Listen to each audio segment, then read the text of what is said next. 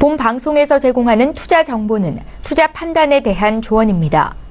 방송에서 제공하는 주식의 가치, 가격 상승 및 가격 하락에 대해서는 방송사에서 보장하지 않습니다.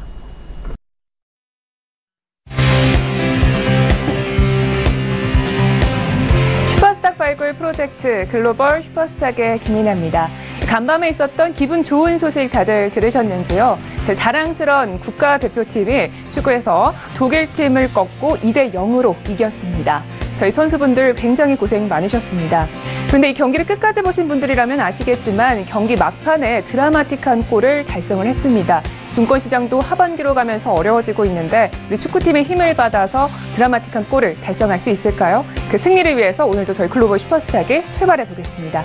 네, 저희 방송은요, 서울경제TV 홈페이지 그리고 톡스타 홈페이지를 통해서 더욱더 깊이 있는 정보들 받아가실 수가 있습니다.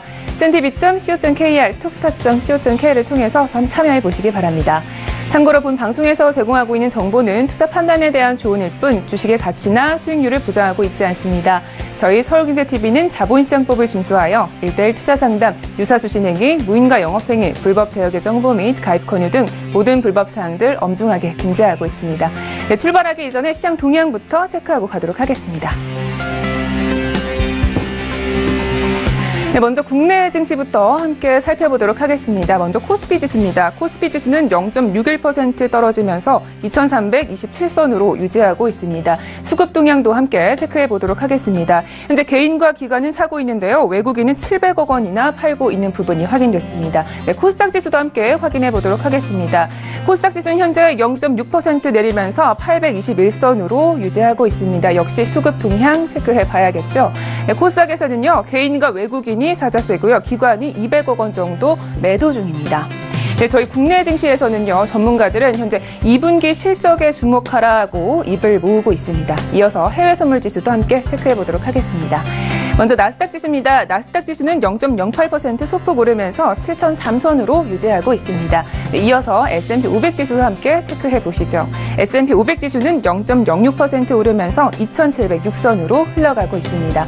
네, 바로 이어서 달러 인덱스입니다. 달러는요, 다시 한번 95선까지 올라왔는데요. 이는 지금 G2의 무역 전쟁이 완화 조짐을 보였기 때문입니다. 이어서 골드 지수도 함께 체크해 보도록 하겠습니다. 골드 지수는 연일 달러가 강세를 이어가면서 압박을 받고 있는 모습인데요. 0.09% 내리면서 1255선으로 유지하고 있습니다. 마지막으로 크루드 오일 한번 살펴보도록 하겠습니다. 크루드 오일은요, EI에서 발표한 이 원유 재고량이 급감했다라는 소식이 올랐었는데 현재는 0.38% 내리면서 72달러로 거래 중입니다. 네, 이어서 중국 증시 마감도 함께 체크를 해보도록 하겠습니다. 먼저 상해종합지수입니다. 상해종합지수는 1% 넘게 하락을 하면서 2813선에서 마감을 했는데요. 어제 장중에는 2800선 밑으로까지 떨어지기도 했습니다. 항생지수도 함께 체크를 해보도록 하겠습니다. 항생지수도 역시 1.8% 내리면서 28,300선에서 마감했습니다. 마지막으로 암호화폐 시세도 함께 체크해보도록 하겠습니다. 자, 우선 비트코인은 690만 원대로 지금 현재 거래가 되고 있는데요. 비트코인과 이오스, 이더리움이 모두 강세장을 펼치고 있는 부분이 눈에 띕니다. 다른 코인들도 함께 살펴보도록 하겠습니다. 네, 퀀텀은 9,000원대에서 거래 중이고요. 현재 스텔라룸에만 제외하고 모두 강보합을 유지하고 있는 것이 눈에 띕니다.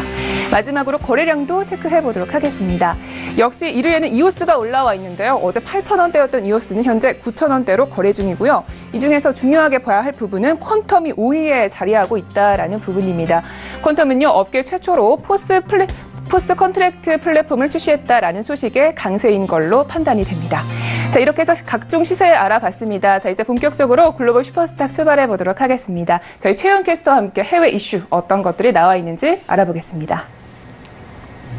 안녕하세요. 최은입니다. 요즘 가장 핫한 이슈 2가지 외신을 통해 알아보겠습니다. 그 이전에 오늘 어떤 이슈들이 나와 있는지 함께 살펴보시죠. 네, 첫 번째 이슈입니다. 미국이 이란에 강력 제재하면서 국제 유가가 급등했습니다. 어떻게 된 일인지 외신을 통해 다시 알아보도록 하겠습니다. 두 번째 이슈입니다. 일본이 2% 물가 목표 달성을 실패로 전망을 하면서 BOJ가 요인을 재점검했다고 합니다. 외신을 통해 함께 알아보겠습니다. 네, 첫 번째 외신 함께 보시겠습니다. 처음에는요, CNN에 나온 기사고요. 제목 보시면 US expects all countries to eliminate Iranian oil imports, official says. 이렇게 제목 나와 있습니다. 미국이 모든 나라에게 이란 수입을 막았다. 이렇게 설명을 하고 있는데요. 관련된 내용 조금 더 자세히 보시겠습니다. 네, CNN에서는요, 미국이 오는 11월 4일까지 이란의 석유 수입을 전면 중단할 것을 각국에 요구하겠다고 했다. 이에 국제 유가가 크게 요동쳤다. 이렇게 설명을 하고 있습니다. 트럼프 대통령의 속내는 어떨까요? 함께 보시겠습니다. 이 트럼프 대통령은 그의 정책이 제 역할을 했음에도 불구하고 유가가 계속 오르는 것에 대해서 불평을 했다. 이렇게 설명을 하고 있습니다. 관련된 내용은 조금 있다가 전문가들과 다시 이야기 나눠보도록 할 테고요. 이어서 두 번째 이슈 브리핑해드리도록 하겠습니다. 네, 두 번째 이슈는요. 제목 보시면 Time for the BOJ to reconsider the 2% inflation target 이렇게 제목 나와 있습니다. 일본 중앙은행 2% 인플레이션 목표를 다시 생각을 해봐야 한다. 이렇게 제목을 달고 있는데요. 관련된 내용 조금 더 자세히 보시겠습니다. 네, 현재 이 기사에서는요, 아마미야 마사요시 일본은행 부총재는 2% 물가 목표를 쉽게 달성하기 어려워지고 있다며 오는 7월 금융정책 결정회의에서 요인을 재점검할 방침을 시사했다. 이렇게 설명을 하고 있습니다. 관련된 워딩 조금 더 자세히 보시겠습니다. 네, 이 기사에서는요, 일본에서는 일본 중앙은행이 인플레이션을 1%대로 낮추는 것을 생각하거나 2% 목표를 아예 없애버리는 것을 다 같이 고려를 해봐야 한다. 이렇게 설명을 하고 있습니다. 앞으로는 어떻게 움직이게 될지 전문가들과 다시 이야기 나눠보도록 하겠습니다. 네, 최윤 캐스터 수고하셨습니다. 자, 이제 본격적으로 글로벌 슈퍼스타 출발해보도록 하겠습니다. 어제에 이어서 저희 양세동 멘토님과 이야기 나눠보겠습니다. 네, 멘토님 안녕하세요. 네, 안녕하세요. 네, 반갑습니다. 자, 어제에 이어서 오늘도 양세동 멘토님과 함께 이슈 분석을 해보도록 할 텐데요. 자, 어제 이슈 분석에서도 좀 강조를 해주셨다시피 현재 전일장에 역시 상당한 유가 상승이 이어졌었습니다. 이 미국의 이란 강력 제재가 추가적으로 유가 상승을 이끌었다 이렇게 판단하시는지요? 네, 일단은 제가 보고 있는 거는 이란 제재도 맞는 말이지만은 일단은 애당초 이제 매수뷰가 터지기 시작한 건 오펙이 기점이에요. 어제 일단 제가 강조드린 부분은 당초 오펙에서 있었던 그 100만 배럴에 대한 증산치가 실질적으로 60만 배럴밖에 육박하지 않다 보니까 이제 공급적인 측면에서 굉장히 실망감, 이제 국제 유가에 대한 실망감을 이끌어냈다고 판단하고 상승분을 이끄는 상태에서 이제 이란의 제재까지 추가적으로 오는 거죠. 지금 첫 번째 뉴스를 보시면 아시겠지만은 이제 공급적인 측면을 더 추가적으로 압박할 수 있을 만한 시황이 펼쳐지는 거예요. 미 국방부 장관이 언급한 내용에 대해서 조금 더 보면은 일단은 이게 공급적인 측면을 아예 차단해버리겠다. 이제 이란에 대한 수요 부분에 대한 수요를 하는 나라는 아예 수요를 0으로 유지하는 그런 최강의 이란 제재를 취하겠다. 이런 식으로 선언을 한 상태예요. 그렇기 때문에 지금 유가가 지속적으로 날아가는 추가적인 현상이 일어나는 거고, 오늘 첫 회도 역시나 매수적 대응이겠죠. 네, 중요한 지지라인에서 매수적 대응을 하는 게 좀 더 방향성이 옳다고 보고 있습니다. 네, 매수적 대응이 추가적으로 더 옳다 이렇게 말씀해 주셨는데, 자, 그런데 이렇게 되면은 앞으로도 좀 미국의 이란 제재가 추가적으로 지금 유가 상승에 좀 큰 영향을 미치지 않을까 이렇게 판단이 되는데요. 관련해서도 좀 자세한 분석을 부탁드립니다. 네. 일단은 11월 4일 방금 이제 앵커님께서 얘기했다시피 미국 쪽에서 이제 이란에다가 이제 핵합의 관련해갖고 너네 이거 할래 말래 11월 4일까지 기간을 줄게 이렇게 선언을 한 상황입니다. 근데 일전에 이제 뉴스를 보신 분들은 아시겠지만 이란이 지금 완강히 버티고 있어요. 야, 우리 너네 없어도 돼. 우리는 안 해도 돼. 이런 입장을 계속 고수하고 있기 때문에 이제 미국 쪽에서 이제 이란 핵합의를 이끌어낼 만한 그런 압박은 경제적인 압박이 최고예요. 그래서 지금 국제 유가에 대해서 원유 수출을 막는 그런 제재를 좀 가할 것 같은데, 일단은 이 시황 자체가 지금 시황 상황에서 굉장히 매수적으로 랠리를 펼칠 가능성이 유지가 된다고 보고 있어요. 지금 현재 스팬 위에서 놀고 있는 부분도 어떻게 보면 이 시황이 이제 기름에 불을 붓는 격이겠죠. 상황 자체가. 그렇기 때문에 경제적인 공급적인 부분에 대해서 더 추가적인 언급이라든가 제재가 있을 경우에 지속적인 상승이 이어질 가능성이 크다고 보고 있습니다. 알겠습니다. 이란의 공급량 문제 때문에 추가적인 상승이 이어질 수 있다 이런 말씀이셨습니다. 자, 그러면 지금 이 국면에서 앞으로의 유가 장세에 대해서 좀 자세하게 살펴보고 싶습니다. 네, 멘토님 기술적인 분석을 좀 통해서 이야기해 주세요. 네네. 일단은 여러분들 지금 보셔야 될 게 전일 이제 일봉사 역대 최고가를 갱신을 한 상태예요. 크루드 오일 자체가. 그러면은 이건 추가적으로 지속적인 상승이 일어날 가능성이 굉장히 열린다는 장을 뜻하겠죠. 그러면은 매수적 포지션을 질 수 있는 구간 자체가 이제 기준선에서 다시 한번 재차질 수 있는 거예요.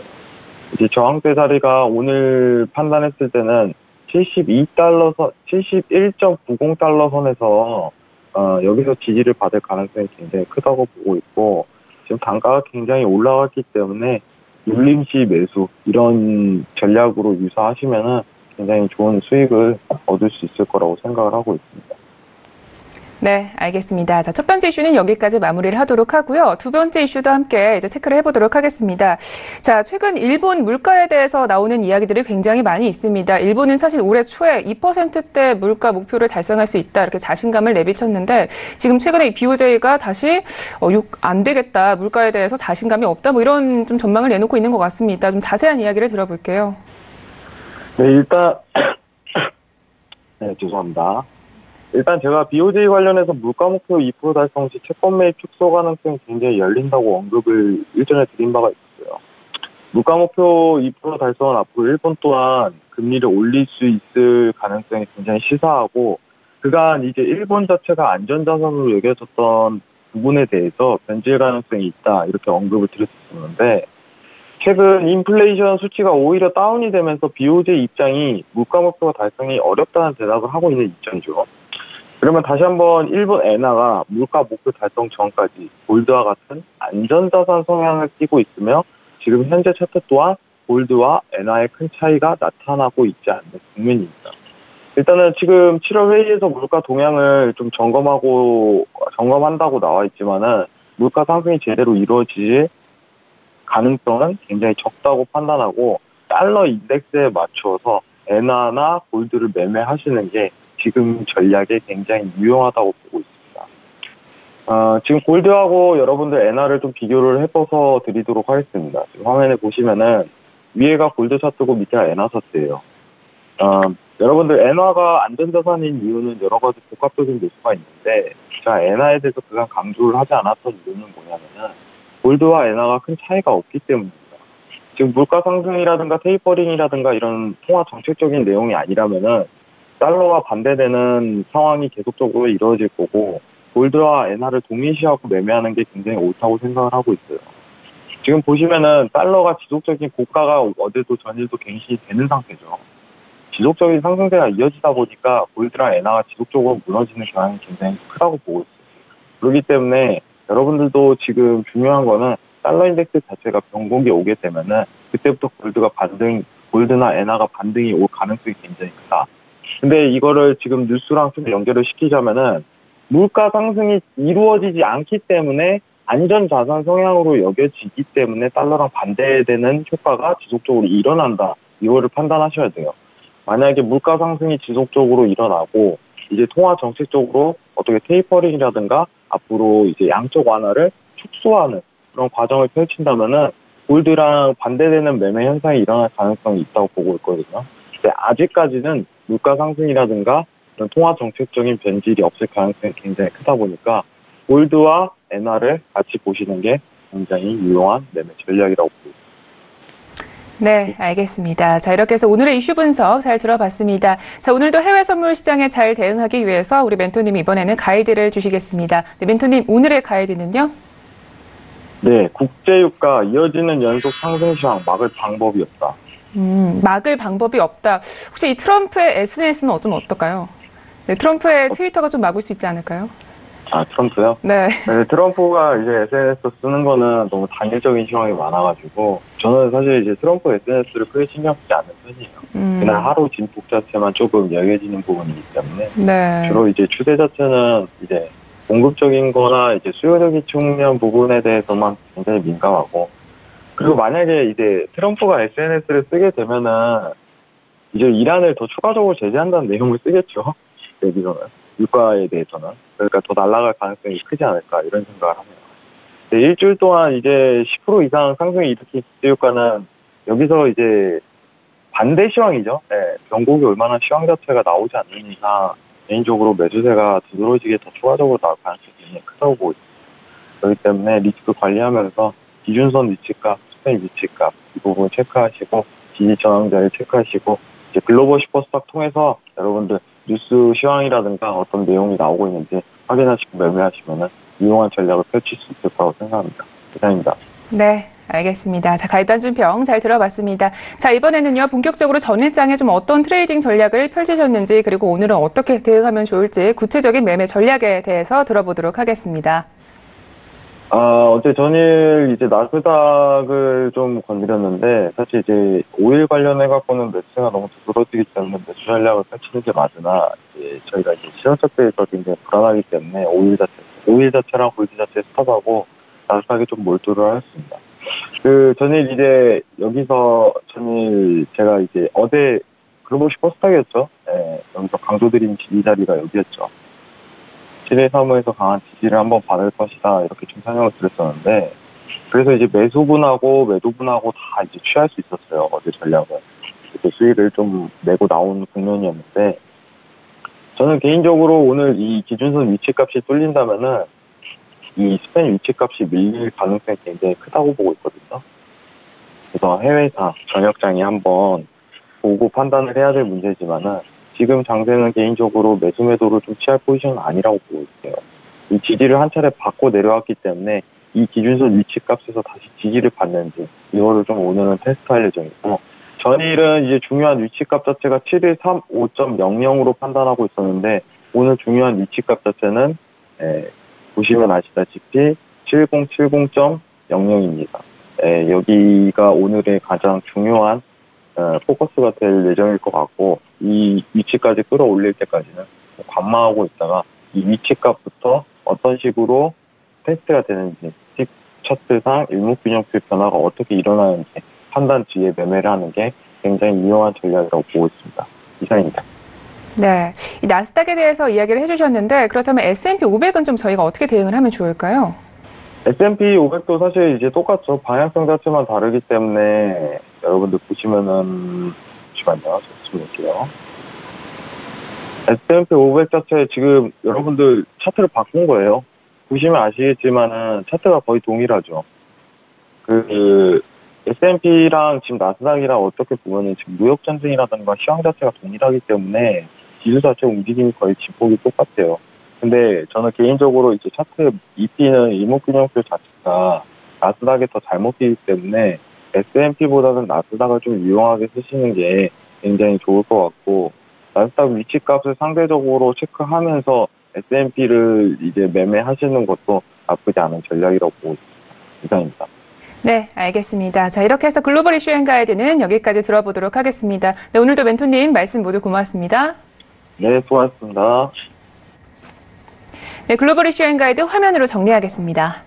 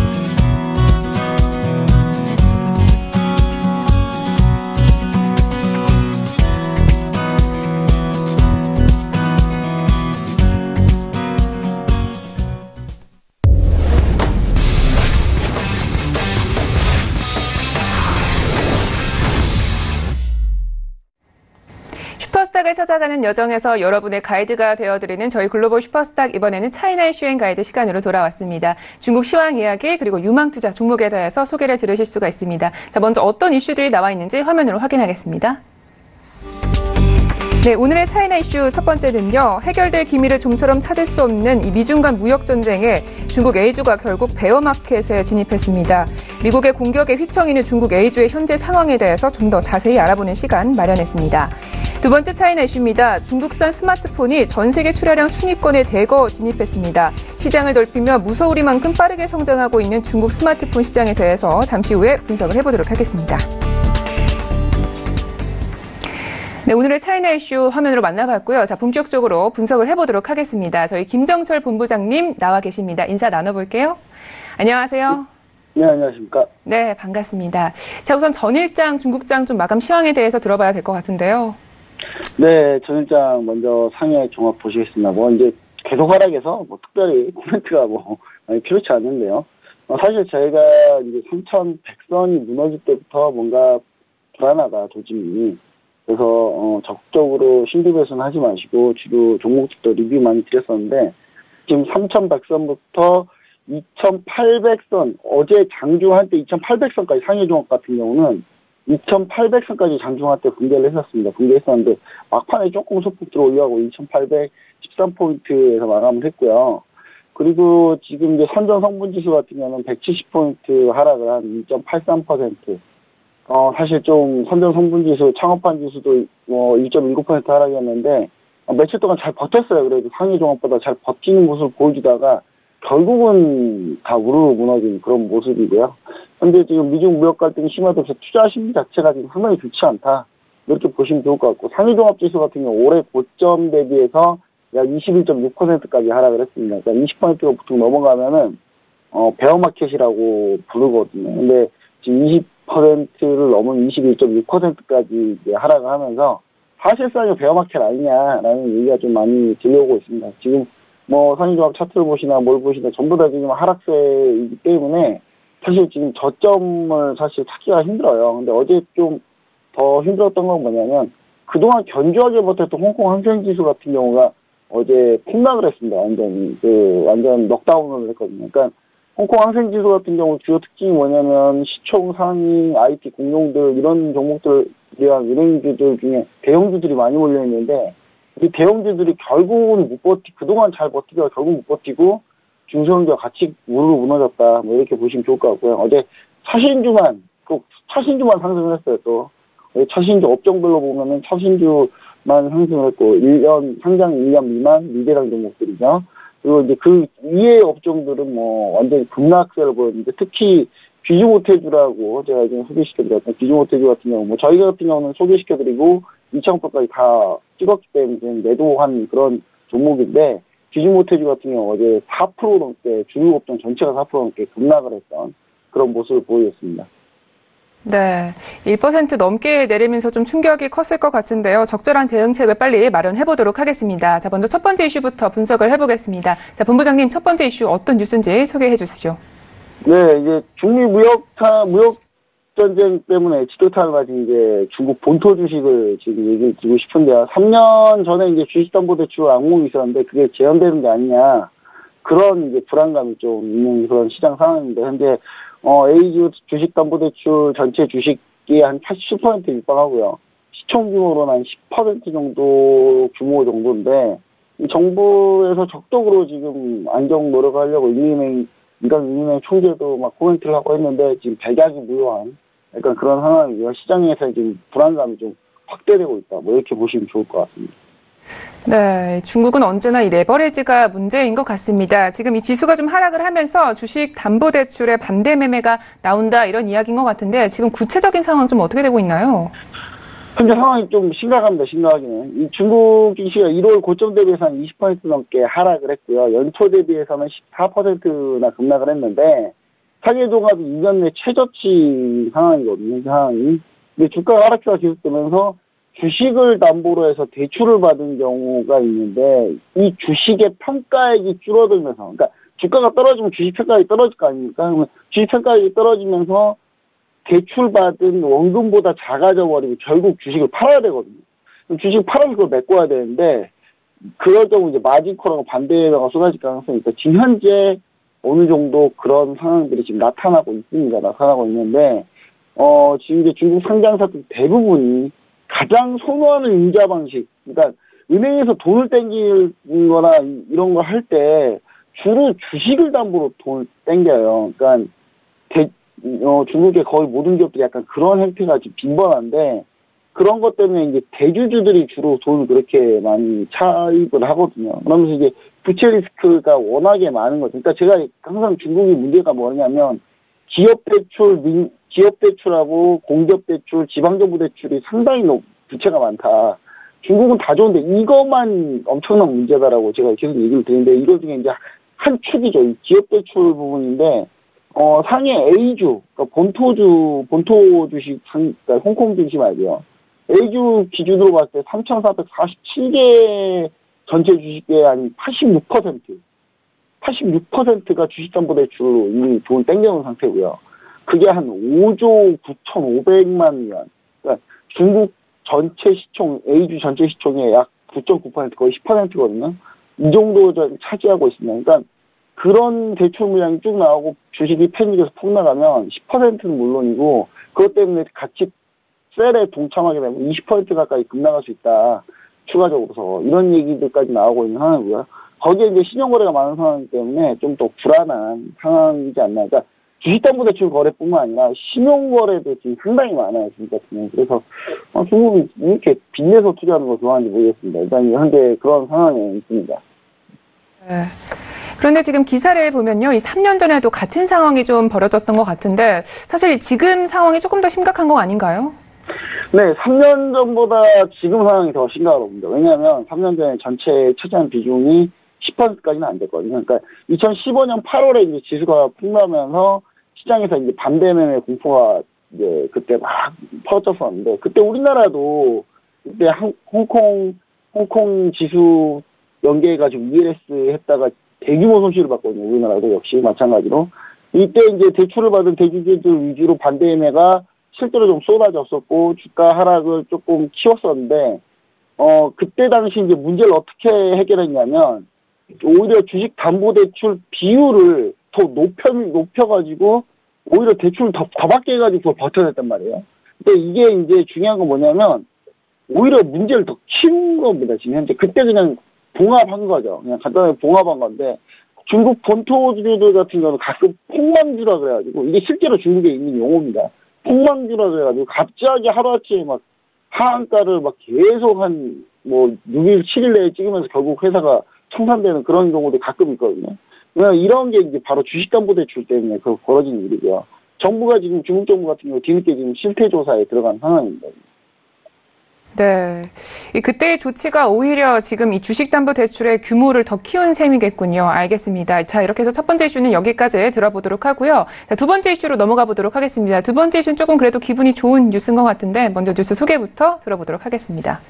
네, 중국산 스마트폰이 이제 전 세계적으로 지금 많이 퍼져 있다, 이런 얘기고요.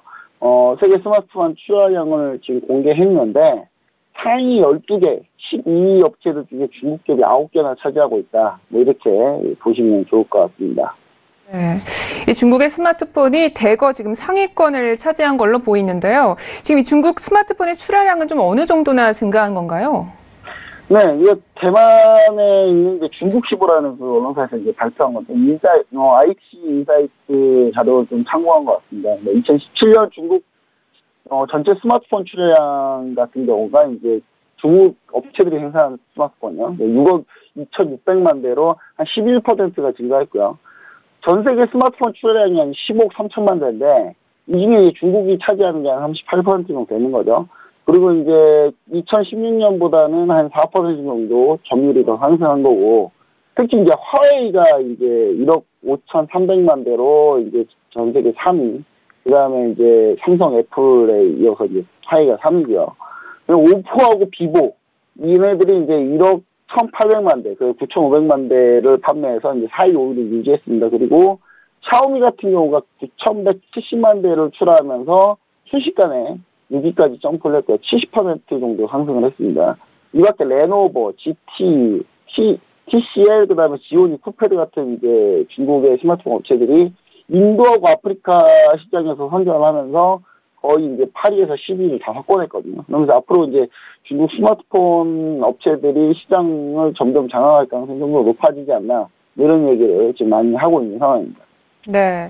그렇다면 앞으로 중국이 세계 시장을 더 이제 장악할 거다. 이런 데에 대한 이유는 좀 뭘까요? 사실 지금 이 중국의 스마트폰이 약진하고 있는 부분을 보면 사실 중저가 제품 때문이거든요. 근데 이 제품의 전략이 과연 북미와 유럽 쪽에도 통할지 좀 의문입니다.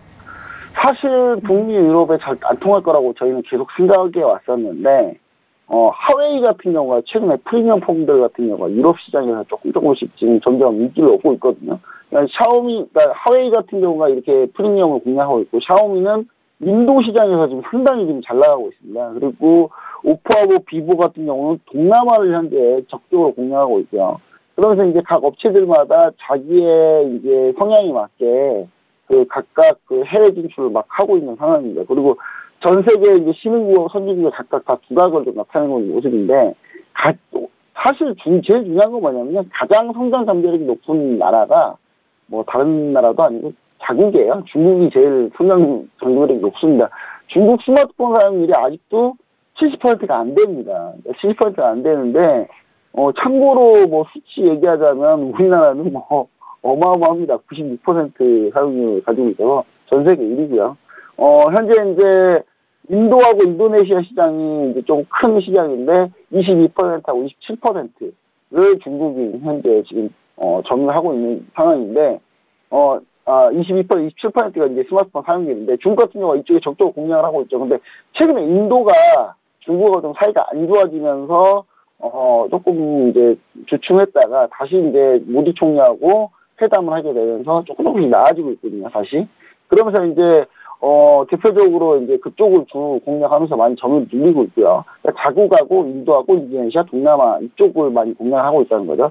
대표적으로 이제 우리나라 같은 경우는 이제 엄청난 포화 시장이죠. 우리나라 같은 경우는 뭐 96%로 뭐 스마트폰 사용률도 세계 1위인데 인터넷 사용률도 세계 1위라 전체 다 1위를 찍었습니다. 근데 그렇게 좋은 뉴스는 아닌 것 같아요. 예. 왜냐면 더 이상 성장 잠재력이 떨어진다고 평가할 수 있기 때문에, 다른 나라가 봤을 때는. 그래서 우리나라도 좀 적극적으로 좀 이쪽 신흥국도 많이 공략해야 되지 않나, 이런 생각도 좀 해보게 됩니다. 네, 알겠습니다. 자, 이렇게 해서 차이나 이슈는 두 가지 잘 여기까지 분석을 해보도록 하겠습니다. 자, 본격적으로 우리 중국 시장에 대응하기 앞서서 우리 본부장님이 가이드 한 줄 평을 주실 시간입니다. 네, 오늘의 가이드는요? 네, 중국의 대붕괴 시나리오 중 하나가 주식담보대출이다. 이렇게 얘기 드리십니다. 네, 대붕괴라는 단어가 살짝 무섭게 다가오기도 하는데 반등은 좀 없는 걸까요?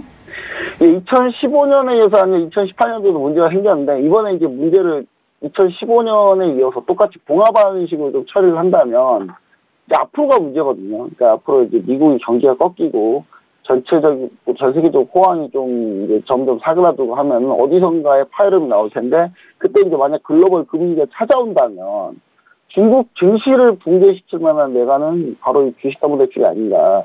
그래서 지금 현재 봉합하려는 이게 정책으로 이걸 진행하면 절대 안 되고, 지금 상황에서라도 이 문제를 해결할 근본적인 원인을 좀 찾아야 된다. 이렇게 얘기드리고 있습니다. 우리나라도 마찬가지죠. 우리나라도 한국 축구도 마찬가지로 뭐 유종의미를 걸었다고 하지만 16강 목표는 탈락하지 않았습니까? 탈락했으니까 우리나라도 근본적인 이유를 찾아야지 되겠죠. 뭐 마지막 때 이겼다고 뭐 승리 환율 취하면 안 되는데, 중국 역시 마찬가지로 이거 잠깐 넘겨서 어떻게든 좀 버텨보려고 하는 생각으로 버티다가는 차라리 지금 좀 세게 맞고 이후에 이제 그런 붕괴 시나리오를 가지 않도록 정책적으로 좀 마련해 놓는 게 오히려 더 좋지 않나, 이런 생각으로 다시 한번 얘기를 드렸습니다. 네, 알겠습니다. 자, 오늘의 가이드 잘 들어봤습니다. 자, 이제 본격적으로 매매 전략 시간으로 한번 넘어가 볼 텐데요. 지금 계속적으로 하락 국면에 있는 만큼 각종 종목에 대해서 리뷰를 해주신다고 합니다. 네, 본부장님, 오늘 리뷰해 주실 종목 어떤 종목인가요? 네, 오늘 또 리뷰할 수밖에 없는 게요. 네. 신규 추천이 분명히 있어요. 있긴 있는데 자리상으로 좋지가 않습니다. 좋지 않기 때문에요. 그리고 이제 다음 주 금요일에 이제 관세 부과 관련해서 어느 결정이 나올 것 같은데, 그래서 다음 주 중반까지는 좀 우리가 좀 몸살해야 되지 않나 생각을 하고요. 첫 번째 1위 실업, 제가 소개시켰던 기업인데, 대표적으로 이 중국 유제품 회사입니다. 제가 이 소개시켰을 때 뭐였냐면, 중국이 산화 제한 철폐, 산화 제한을 철폐했다, 이걸 포커스로 맞췄거든요. 그러면서 이제 유제품이니까 한 명 먹을 거 옛날에 두 명씩 먹기 시작하니까 어마어마하게 많이 급등할 거다라고 생각하고 이제 얘기를 많이 드렸었고요. 실제로 많이 올랐었습니다. 근데 제가 소개시켰던 뒤로는 지금 현재 하락한 상태고, 그러면서 이제 손절가는 이제 터치한 상황인데, 지금부터라도 이제 신규 매수는 불가하고요. 지금부터라도 손절 안 되신 분들 같은 경우는 비중을 좀 축소하셔야 된다. 지금부터 비중을 좀 축소하셔야 돼서 손절이 도저히 안 되면은 비중을 조금이라도 축소를 해야 됩니다. 그렇기 때문에 어제 이제 급락하면서 손절가를 완전히 깨버린 상황이기 때문에, 제가 봤을 때는 손절 안 되신 분들은 비중 축소하시고, 추가 하락 시에 이제 25.870, 이쪽 라인입니다. 25.870. 이리시럽 같은 경우는 상위에 상장되어 있기 때문에 위험하죠. 25.870 위안에 대기를 좀 하시면은, 이 정도에서 한번 이제 다음 주 흐름까지 이런 흐름이 나올 거거든요. 이쯤에서 이제 우리가 다시 한번 관심을 가져보자. 이런 얘기를 좀 드리고 싶고요. 그리고 이제 제가 소개시켜드리지는 않았지만, 같은 업종에 있습니다. 이리시럽과 같은 업종에 있는데, 중국 몽유라는 기업이고요. 이 기업 같은 경우는, 이리시럽과 같은 그런, 일을 하고 있습니다. 그래서 제가 봤을 때는 경쟁 관계에 있긴 하지만 같이 뭐 비슷합니다만 이쪽 차트가 조금 더 좋아요. 지금 보시면 상승 추세를 쭉 가고 있다가 이 상승 채널대에서 좀 살짝 꺾인 모습이거든요. 하지만 중국 몽유가 오히려 지금 고점에서 밀리기 때문에 더 급락할 가능성이 있다라는 부분 우리가 반드시 좀 체크해봐야 될 것 같고요. 추가 하락 시에는 122선 이 이평선을 좀 하회할 가능성이 있습니다. 그래서 이제 완전 이탈할 경우는 선방 추세가 좀 종료됐다. 우리가 이렇게 좀 판단을 하는 게 맞는 것 같고요. 그 다음에 이 종목에 좀 관심을 기울이실 거면 제가 다음에 한번 가져오긴 할 텐데 21.800년의 매수를 대비하는 전략, 그러니까 이쪽 라인입니다. 이쪽에까지 한번 기다려보는 전략. 그래서 분명히 이 종목들은 추가적으로 더 상승할 수 있습니다. 왜냐하면 하나진 첫한 게 꾸준히 계속 이어지고 있기 때문에 분명히 다시 반등의 기회는 분명히 있는 종목들이기 때문에 반드시 우리가 좀 체크를 해보셔야 될 것 같고, 중국 몽유 같은 경우는 홍콩에 상장되어 있거든요. 그래서 홍콩 달러 기준이라는 거 참고해 보시고, 매수가는 현재 절대 매수하시면 안 된다. 다시 한번 얘기 드리겠습니다. 네, 알겠습니다. 지금 차후 대응 전략까지도 알려주시고 계시니까요. 또 도움이 되셨으면 좋겠습니다. 네, 차이나 이슈 가이드는 여기까지 하도록 하겠습니다. 네, 오늘도 멘토님 말씀 고맙습니다. 네, 감사합니다. 네, 차이나 이슈 가이드 화면으로 정리하겠습니다.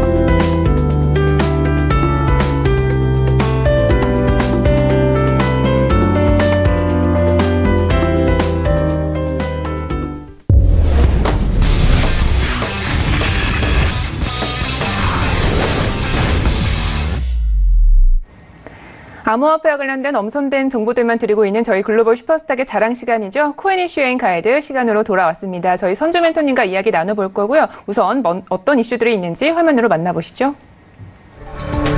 네, 첫 번째 코인 이슈입니다. 지난 26일 스위스 바젤에서 열린 금융안전위원회에 참석한 김용범 금융위 부위원장이 한국 암호화폐 시장의 김치 프리미엄은 사라졌다라는 평가를 내놓았습니다. 왜 이런 평가를 내놓게 된 건지 잠시 후에 알아보도록 하겠습니다.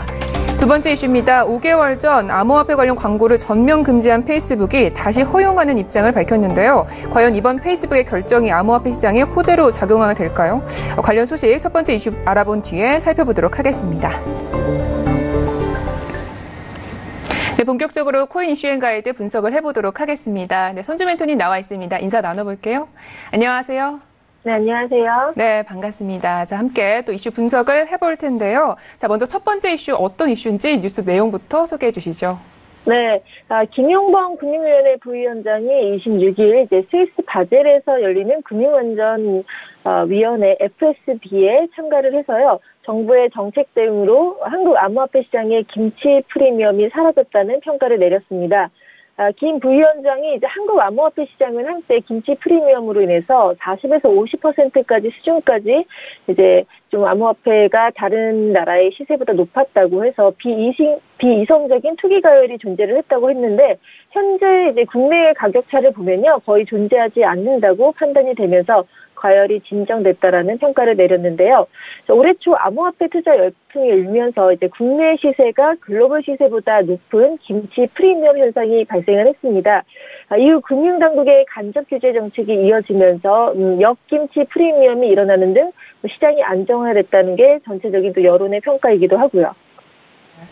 네, 그렇군요. 그런데 이 금융범 금융위 부위원장이 참석한 FSB란 어떤 국제회의인가요? 네, 이제 FSB는요, 미국 등 24개국이 이제 유럽연합 금융당국 최고 책임자가 참석하는 국제회의기구입니다.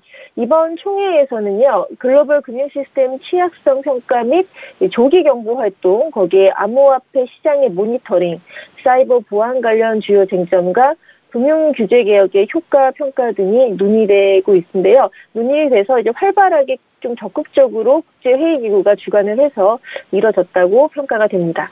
네. 그런데 이 부위원장이 여기 참석을 해서 지금 관련해 입장을 발표를 했다는 건데 지금 현재 암호화폐 거래 실명제에 대해서는 좀 어떻게 평가를 하고 있는 건지요? 네. 여기에 대해서도 이제 좀 긍정적으로 봤는데요. 암호화폐 거래 실명제로 입출금 과정에서 이제 은행이 거래소 이용자의 신원을 확인할 수 있게 되면서 작은 세탁 방지 가이드라인을 발표를 하고 금융회사가 이 취급업소와 이용자가 거래할 때 준수해야 하는 자금 세탁 방지 관련 의무가 구체화됐다라고 이제 설명을 했습니다. 이제 이렇게 됐기 때문에 처음에는 금융당국의 이런 거래 실명제로 인해서 시장이 좀 위축됐다라는 비난 여론도 있었지만 결과적으로 암호화폐 시장을 비롯한 금융시장의 안정성과 건전성을 유지를 하는데 일조했다라는 평가도 꽤 있는 편입니다. 각국 정부가 암호화폐 이슈에 공동 대응해야 된다는 점도 이제 김 부위원장이 강조를 했는데요. 국가별로 독자적으로 이게 암호화폐에 대응한다면 규제 차익이라든지 투기 수요 이런 것들이 야기시킬 수 있다. 그래서 국제 공조를 통해서 규율 체계를 설계하고 공동 대응해야 한다고 또 주장을 했습니다. 네, 알겠습니다. 이 투기가 안정된 건 굉장히 다행인데요. 거래소 보안에 대한 대책도 좀 마련이 됐으면 좋겠습니다. 자, 첫 번째 이슈는 여기까지 분석을 해보도록 하겠습니다. 자, 다음 뉴스 한번 체크를 해보도록 할 텐데요. 다음 뉴스 어떤 뉴스인가요? 네, 너무나 유명한 최대 소셜 네트워크인 페이스북이 사실 이제 암호화폐 광고 게재 금지 조치를 내렸었잖아요. 근데 5개월 만에 일부 광고를 허용하는 방침을 다시 내놓았습니다. 어떻게 보면 페이스북의 이런 조치는 좀 상징적이라고 볼 수가 있는데요. 현지 시간 26일에 이제 롭 리슨 페이스북 상품관리 담당 이사가 자사 블로그 포스트를 통해서 이제 지난 1월 암호화폐와 암호화폐 공개 ICO 그리고 바이너리 옵션이라고 해서 기초자산 가격이 오를지 내릴지 거기에 베팅하는 방법이거든요. 이런 여러 가지가 이제 가치 사기성이 염려되는 금융상품 및 서비스를 홍보하는 그런 광고에 대해서 전면 금지 정책을 발표를 했는데요. 암호화폐에 대한 이해도가 높아짐에 따라서 이 정책을 재검토하게 됐다고 밝혔습니다.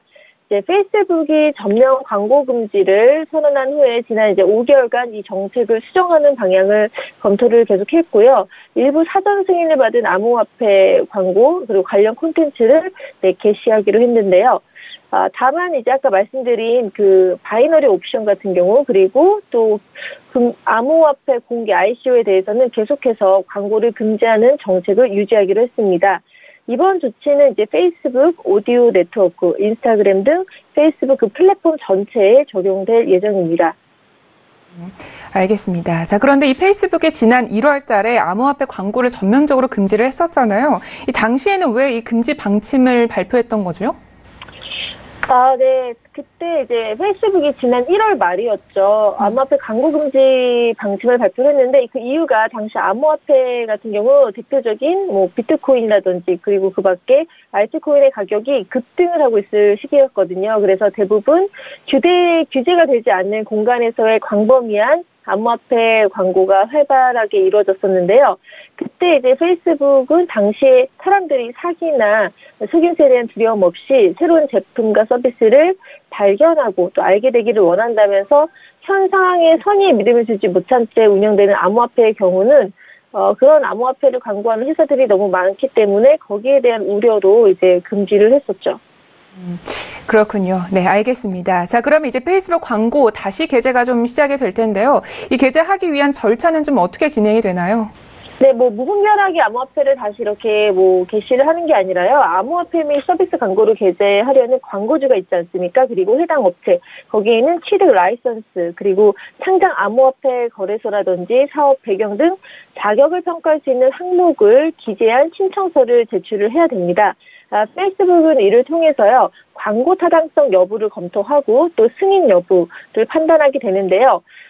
이번 조치로 일부 광고가 또 허용이 되지만 광고를 원하는 모든 업체가 광고를 게재할 수 있는 게 아니고 이번 정책의 정착 여부를 어떻게 잘 활용이 되는지를 살펴보고 필요할 때 그때 바로 또 수정을 할 수 있다. 정책을 재검토할 수 있다라는 또 페이스북의 입장을 밝혔습니다. 네. 알겠습니다. 자, 이렇게 해서 오늘의 코인 분석 여기까지 들어보도록 하겠습니다. 자, 저번 시간에 이어서 코인에 대해서 자세한 정보를 알아보는 시간으로 가보도록 하겠습니다. 바로 코인 강의 시간인데요. 자, 오늘도 다양한 단어에 대해서 이야기를 해주신다고 합니다. 네, 멘토님 나와주세요. 네. 일단 용어 정리를 좀 하면요. 전에 했던 거와 또 겹치는 부분이 있을 겁니다. 근데 또 보시는 분들은 꾸준히 보시면 아시겠지만 또 가끔 또 채널을 보시는 분들은 용어가 헷갈릴 수 있어서 좀 반복적으로 중요한 용어들을 정리를 해볼 텐데요. 일단 하드포크 단어부터 좀 정리를 하면요. 기존 블록체인과 호환되지 않는 새로운 블록체인에서 다른 종류의 암호화폐를 만드는 겁니다. 그러니까 포크라고 해서 갈라져 나오는 그걸 연상을 하시면 되는데요. 하드포크와 소프트포크가 있는데 하드포크라는 건 다른 종류의 새로운 암호화폐를 만드는 것으로서 기존 블록체인의 기능 개선이라든지 오류 정정, 문제점 수정 등을 목적으로 기존 블록체인 코인이 갖고 있는 그런 것과 호환되지 않는 새로운 방식의 블록체인을 생성하는 거고요. 예를 들어 저희가 또 코인 리뷰 시간에 말씀드렸던 비트코인 캐시 또는 비트코인 골드 이런 것들은 비트코인에서 이더리움 새롭게 하드포크 돼서 나온 거고요. 이더리움에서도 이제 이더리움 클래식이 하드포크 돼서 새로운 또 암호화폐가 나온 것이죠. 이렇게 이해를 하시면 될 것 같고요. 그리고 이제 하드포크와 소프트포크로 또 이렇게 나눠지는데 소프트포크 같은 경우는 서로 호환이 되는 업그레이드입니다. 그러니까 하드포크는 아예 새롭게, 소프트포크는 부드럽게 포크가 이게 나눠진다라고 생각하셔서 연상작용이죠. 호환이 되는 업그레이드, 기존 블록체인과 새로운 블록체인이 이제 연결이 돼 있다. 이렇게 이해하시면 좋을 것 같고요. 그 다음에 이제 에어드랍이 있는데 에어드랍 지금 화면에 띄어진 것처럼 항공에서 낙하산으로 공중투하는 그런 걸 상상을 하시면 됩니다. 그게 바로 에어드랍의 뜻이기도 하죠. 그래서 암호화폐에서 어떤 코인을 가지고 있는 투자자들에게 다른 코인을 무료로 주는 것을 의미를 하는데요. 대개 이제 신규 코인을 상장을 하거나 하드포크가 생성될 때 이벤트나 마케팅의 그런 일환으로 이제 사용이 되는 경우가 많습니다.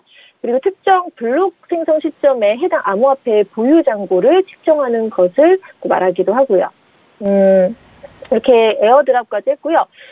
그 다음에 또 스냅샷이라고 해서, 스냅샷 우리 잘 아실 거예요. 딱 찍는 에어드랍을 받을 수 있게 잘 찍어주세요라는 그림 보이시죠? 그래서 그 장면을 찍는 것, 즉 특정 블록 생성 시점에 해당 암호화폐의 보유 잔고를 측정하는 것을 말합니다. 보유 잔고를 측정하기 위해서는 멈춰서 계산을 해야 되지 않습니까? 그래서 스냅샷처럼 이렇게 멈춰서 코인의 개수를 세는 것을 뜻하는데요. 이 스냅샷 기간 동안에는 이오스에서도 저희가 스냅샷 좀 용어 말씀을 드렸었는데 해당 코인의 거래가 금지가 됩니다. 그 기간이 지난 후에 이제 에어드랍을 받게 되는 거죠. 그래서 이런 것들에 대해서 좀 이렇게 스냅샷이라든지 아니면 에어드랍 이런 것들을 말하면 이오스가 화제됐을 때 그 용어들을 좀 이해하시는데 쉬울 것 같고요. 네, 스마트 컨트랙트 마지막으로 설명을 드리면요. 블록체인 기반을 계약 조건으로 코딩을 하고 조건에 부합하면 계약 내용이 이행되는 디지털 계약 방식입니다. 그러니까 스마트 컨트랙트라 해서 어렵게 생각하지 마시고요. 똑똑한 계약이라고 생각을 하셔서 블록체인 기술을 이용한 새로운 디지털 계약 방식이다라고 이해하시면 좋을 것 같고요. 일종의 한마디로 자동화 계약 시스템입니다.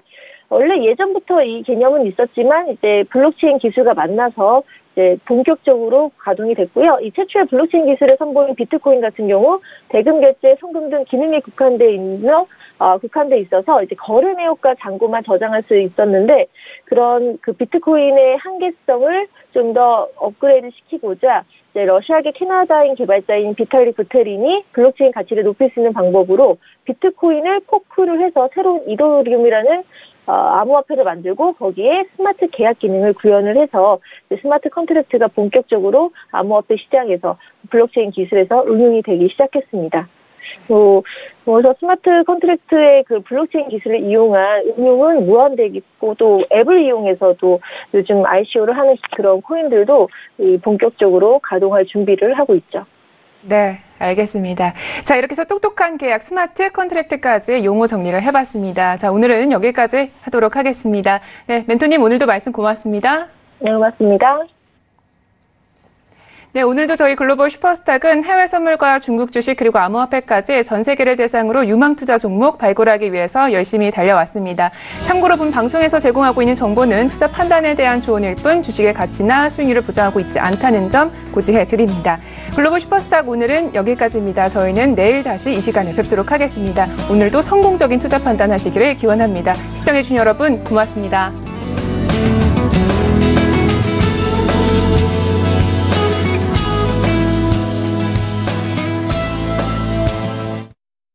본 방송에서 제공하는 투자 정보는 투자 판단에 대한 조언입니다. 방송에서 제공하는 주식의 가치, 가격 상승 및 가격 하락에 대해서는 방송사에서 보장하지 않습니다.